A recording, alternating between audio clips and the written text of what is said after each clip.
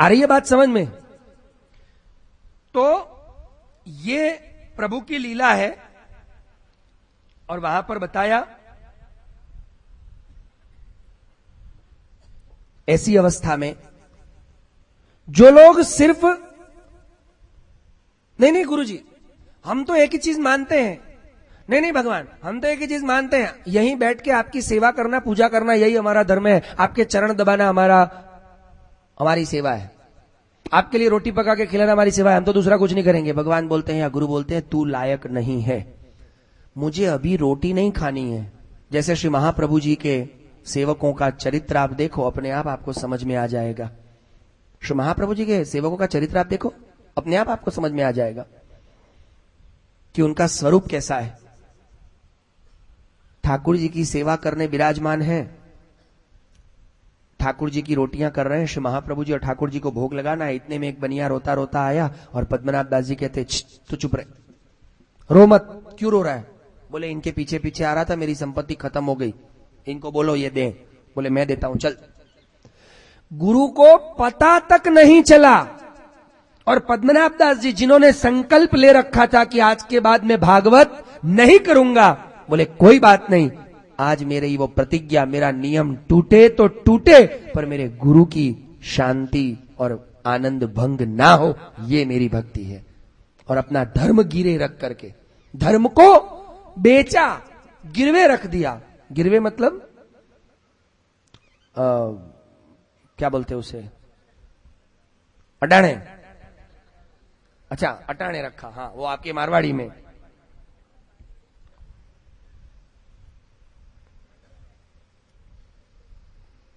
धर्म के बदले में संपत्ति लाए, संपत्ति उसको दी, मेरा धर्म भले ही गिरवे रखना पड़े, मुझे अटाणे रखना पड़े, पर मेरे गुरु की सुख, मेरे गुरु की शांति भंग नहीं होनी चाहिए।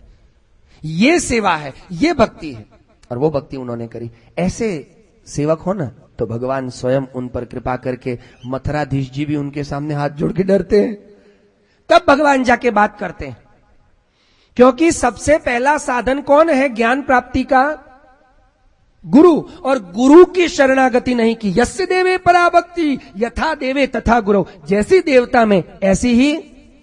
अर्थात गुरु को अगर मनुष्य मान लिया, उनमें दोष देख लिया, न्यूनता देख ली, हीनत्व देख लिया, या आपने उनके प्रति ऐसा ईर्ष्या का भाव रखा, आपके कर्तव्य आप गुरु के प्रति चुके कि आप सीधे, भले 50वीं सीढ़ी पे चढ़ चुके थे भक्ति की, सीधे कहां जाओगे? सीधे जमीन पर, सीधे जमीन पर। एक भी ऐसा नहीं कि 49वीं सीढ़ी पे आओगे, सीधे जमीन पर आओगे। इसीलिए सबसे पहला गुरु के प्रति का भाव। और देखो कैसा बताया है। वसुदेव जी पूजा करते हैं नारद जी की, चरण प्रक्षालन कर, वंदना कर, प्रश्न करते हैं। कौन सा प्रश्न किया?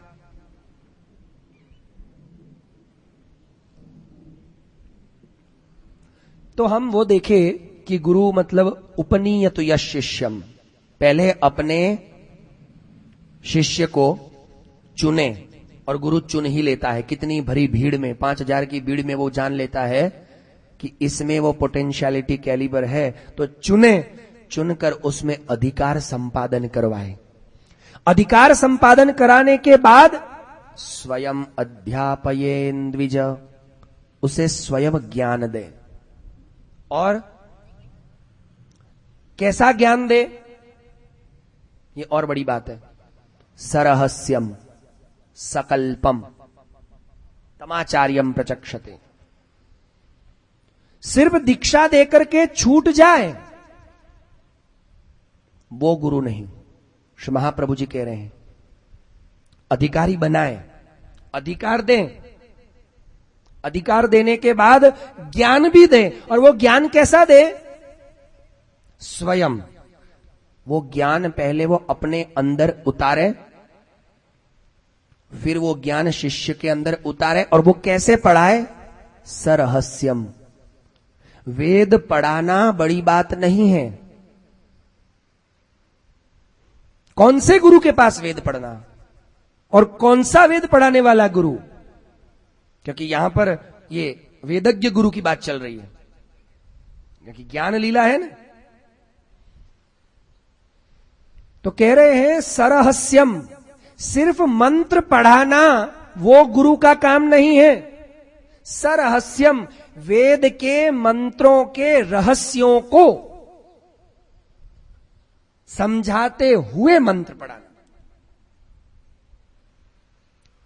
अब इसी बात को अगर भक्ति मार्ग में आए, क्योंकि ये भक्ति का विषय है, विषय तो भक्ति का है, तो भक्ति मार्ग में आए तो भक्ति मार्ग में मतलब सिर्फ दीक्षा दे देना काफी नहीं है, और सिर्फ दीक्षा देकर के प्रवचन करना या उपदेश देना भी काफी नहीं है।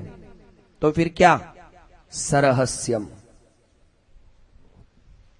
ठाकुर जी की सेवा के रहस्यों को समझाते हुए। और वो देखो श्री महाप्रभु जी का जीवन चरित्र, ये हमारे गुरु हैं।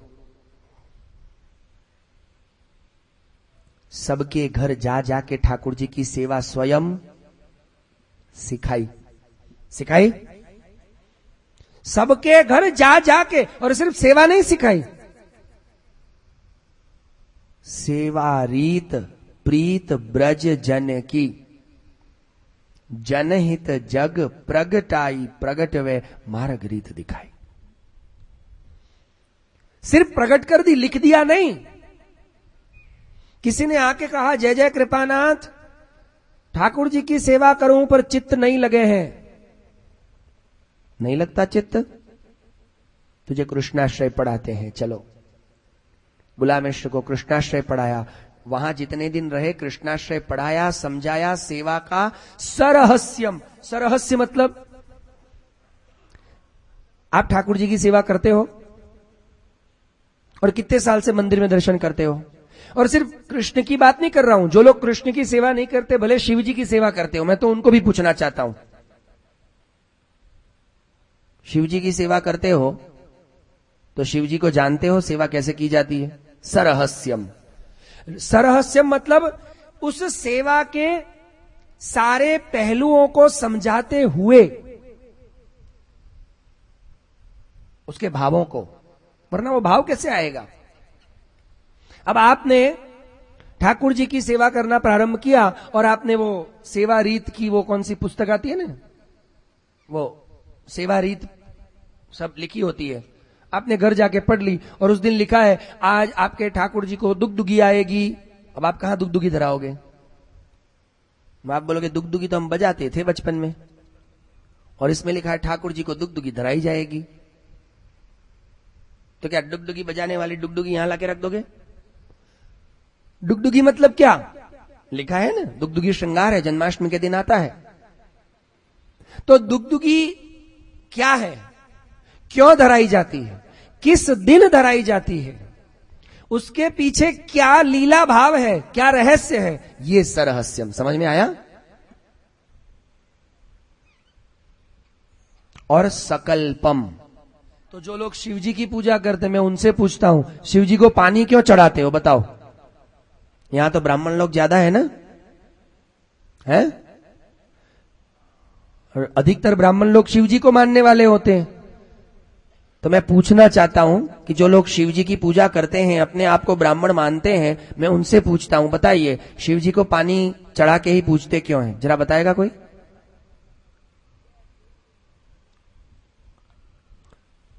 शिव जी को भस्म क्यों लगाते, पाउडर क्यों नहीं लगाते, चंदन क्यों नहीं लगाते?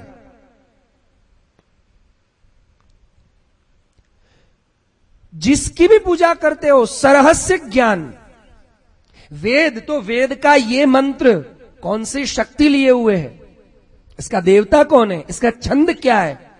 सिर्फ मंत्र बोल जाना बड़ी बात नहीं है, मंत्रों में छंद है। उन छंदों का समय क्या है, उन छंदों के अधिपति कौन है, उस वेद के मंत्रों की शक्ति क्या है, उस मंत्र का प्रकाश क्या है, और उस मंत्र का स्वरूप क्या है। मंत्र का एक स्वरूप है, यह सरहस्य हुआ। वेद का मंत्र तोते की तरह बोल जाना, बहुत सारे तोते लोग पालते हैं अपने घर में और फिर तोते को सिखा देते सीताराम सीताराम सीताराम, उसको मालूम नहीं है सीताराम माने क्या। तो तोते की तरह शास्त्र पढ़ना, वेद पढ़ना, यह न शिष्य का कर्तव्य है और न ऐसे पढ़ाना गुरु का काम है, और ऐसे जो पढ़ाता है वो गुरु नहीं है।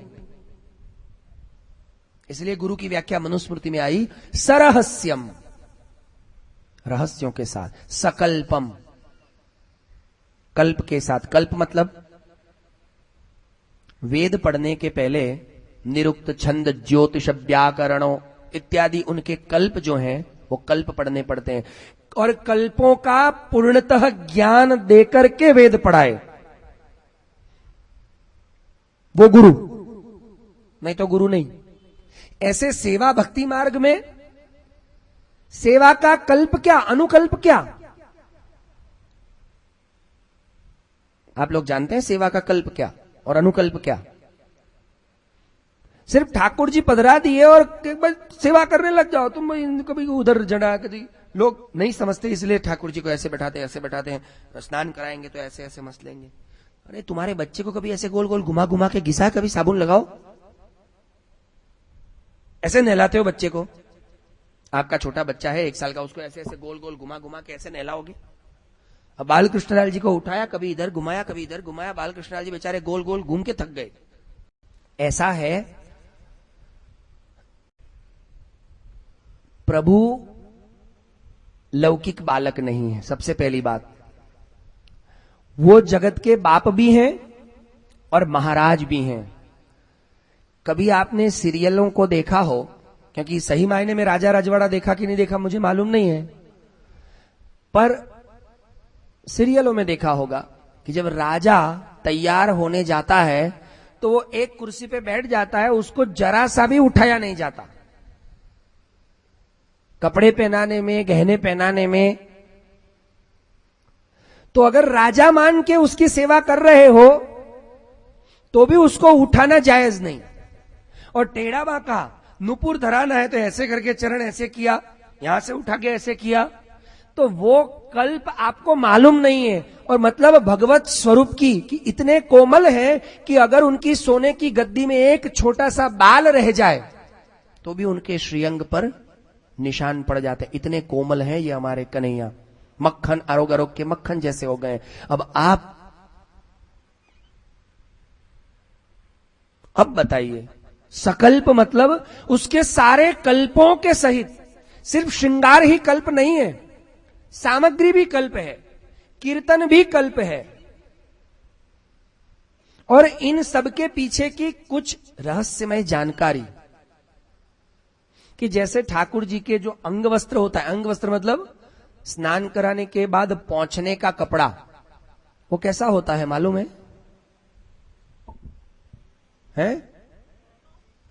नहीं, सॉफ्ट तो होता ही है। श्री महाप्रभु जी वल्लभाचार्य जी ने एक अद्भुत बात बताई कि वो उसकी चारों कोर से सिला हुआ नहीं होना चाहिए, एक भी कोना। अब आप अगर कॉटन का रुमाल रखते हो, या तो आपने धोती में से काटा और बोला कि ये थोड़े छूछे निकल रहे हैं तो ला उसको ओट दिया, क्या बोलते, ओटना ही बोलते हैं, तो वो नहीं चलेगा। अब वो क्यों नहीं चलेगा, उसका कारण क्या? ये कल्प है। ये क्या है? कल्प है।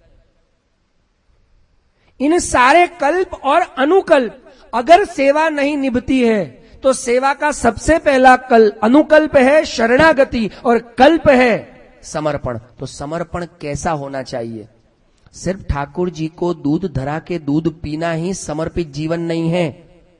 आपकी जिंदगी के 24 घंटे, 12 महीने और एक एक सांस समर्पित होनी चाहिए।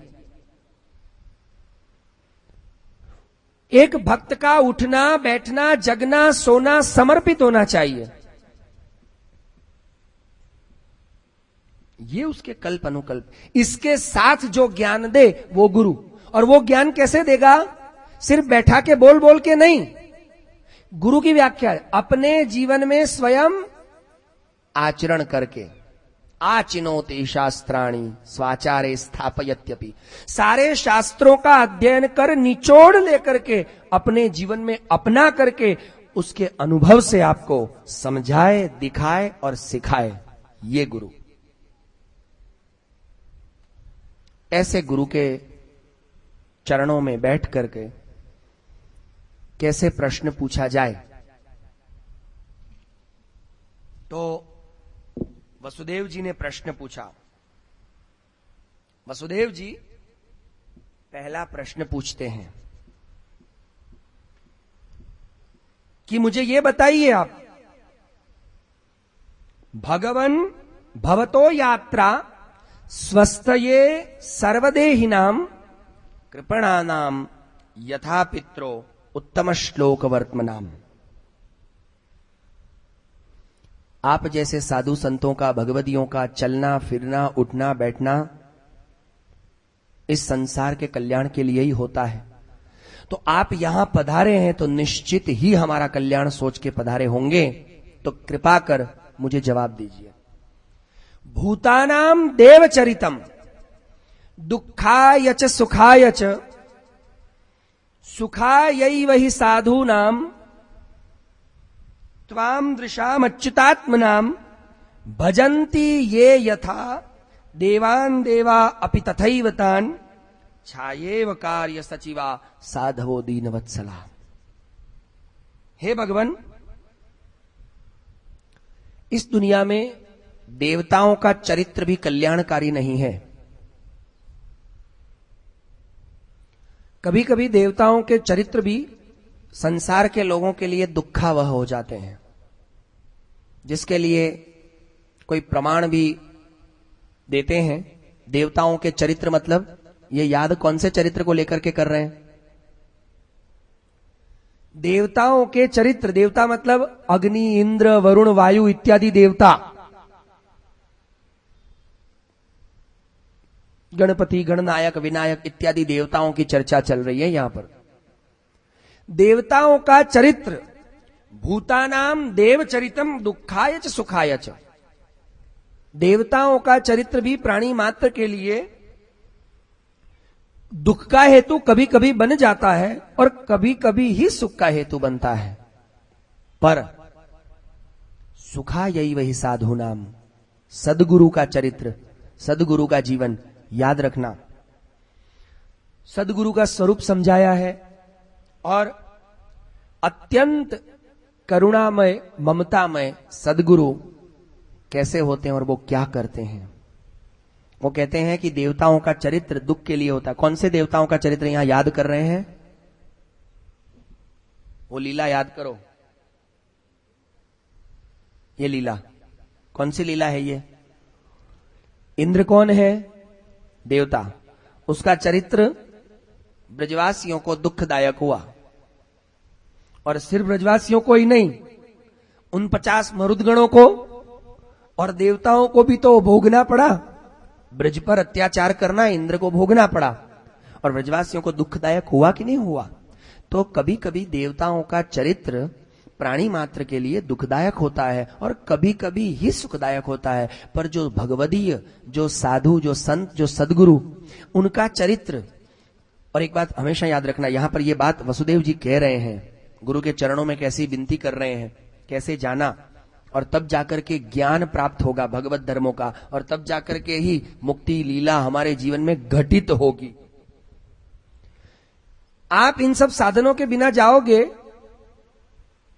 अब कभी प्रॉब्लम क्या है, लोगों को उतावल होती है कि भाई आगे का जल्दी प्रसंग करो, प्रसंग आगे की, प्रसंग की बात करो।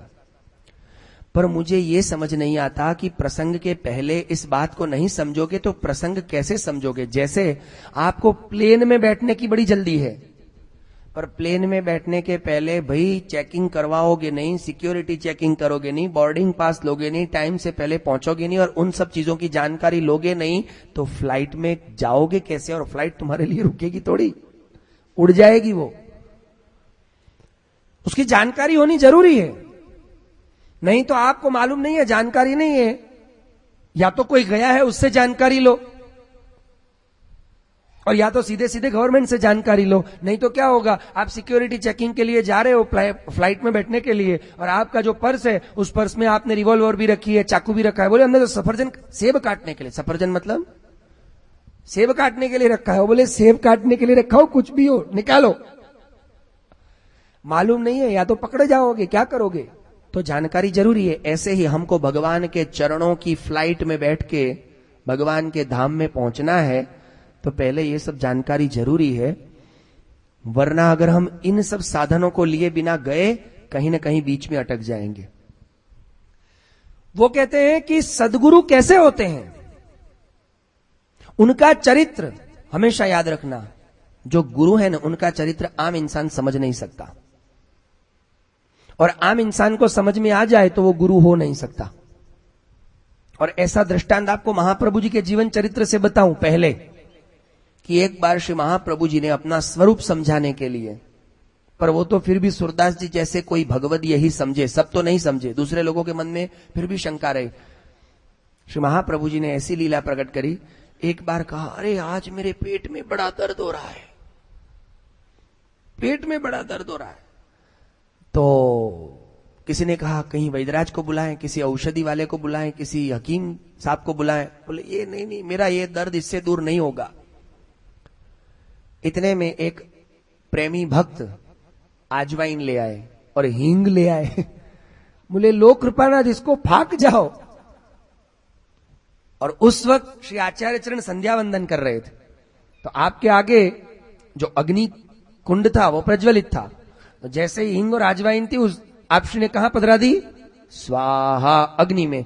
और जैसे ही पधराई ने, अब ठीक हो गया। दूसरे लोग बोले यार ये क्या बात है यार, कब से पेट का दर्द दर्द चिल्ला रहे थे, आजवाइन और हींग दी, भाग जाते, मिट जाता, आग में डाल दी और अब कह रहे मिट गया, ये क्या कर रहे हैं? पर फिर भी कुंभन दास जी, सूरदास जी जैसे कोई या दामोदर दास जी जैसे विरला भक्त ही समझ पाए कि श्री आचार्य चरण हमें समझा रहे हैं कि भले ही मैं इस वक्त आपके सामने मनुष्याकृति रूप में हूं, पर अग्नि स्वरूप भी मेरे अंदर मौजूद है। तो भगवान का, सदगुरु का चरित्र आम इंसान की समझ के परे होता है। उनकी हरकतें ऐसी होती है ना कि कोई समझ नहीं पाता वो ऐसा क्यों कर रहे हैं, वो वही जानते हैं ऐसा क्यों कर रहे हैं। पर एक बात याद रखना कि गुरु कोई भी कार्य करता है, आपकी नजरों में वो अच्छा हो चाहे आपकी नजरों में वो बुरा हो। आपको समझ में नहीं आता, आपको लगता है नहीं गुरु जी को ऐसा नहीं करना चाहिए, गुरु जी ठीक नहीं कर रहे हैं। सबसे पहला तो आपका सोचना गलत है। पर अगर आपको ऐसा लग भी रहा है कि गुरुजी ठीक नहीं कर रहे हैं, कोई बात नहीं, वो ठीक नहीं भी कर रहे हैं या ठीक कर भी रहे हैं, जो भी कर रहे हैं ना, वो हमेशा अपने शिष्य भक्तों के जीवन के कल्याण के लिए ही होता है, पर वो भक्त समझ नहीं पाता। आज वसुदेव जी वो मेंशन करके कह रहे हैं कि सुखा यही वही साधु नाम त्वादृशाम अच्युतात्म नाम। पर आप जैसे, हे नारद जी, आप जैसे हृदय में साक्षात अच्युत भगवान को पधरा के घूमने वाले साधु संत सदगुरु उस सदैव सुख ही देते हैं। याद रखना, भगवान के पेट का दर्द भी भक्तों की कृपा से मिटता है। तो वो भक्त जो भगवान के पेट का दर्द मिटा दे, ऐसे भक्तों का चरण अगर हमें मिल जाए तो हमारा तो क्या क्या मिट सकता है। इस भवसागर का फेरा मिट सकता है। इस बार फेरा लेने की जरूरत नहीं। बाद में वो कहते हैं, आप कृपा करके मैं प्रश्न पूछना चाहता हूं, मुझे जवाब दीजिए। बोले हाँ बोलिए। तो उन्होंने प्रश्न पूछा पहले, अहम किल पुरानंतम प्रजार्थो भुवि मुक्तिदम अपूजयम न मोक्षाय मोहितो देव मायया। कि पहले जन्म में मैंने मुक्ति देने वाले भगवान मुकुंद की आराधना की, मुक्तिदम, पर